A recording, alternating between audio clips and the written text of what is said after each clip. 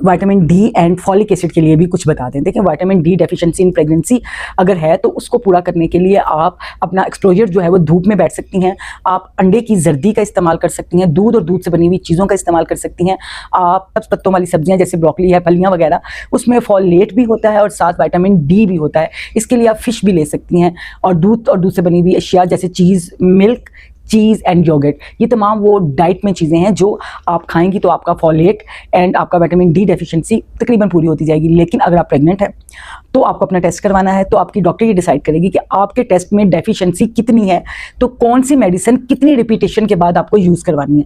इसके लिए आपने सेल्फ मेडिकेशन बिल्कुल नहीं करनी है, आपकी डॉक्टर के को डिसाइड करने दें, ये उनका काम है। सेल्फ मेडिकेशन जो है वो आपको नुकसान दे सकती है, स्पेशली इस कंडीशन में जब आप प्रेग्नेंट हैं। अपने कैल्शियम, अपना विटामिन डी एंड अपना फॉलिक एसिड ये टेस्ट के बाद डॉक्टर की ज़ेरे निगरानी ही इस्तेमाल करें, ताकि आप एक तंदुरुस्त दिमाग और तंदुरुस्त जिस्म वाले सेहतमंद बच्चे को जन्म दें, जो दुनिया और आखिरत में आपके लिए राह निजात का जरिया बने। आमीन।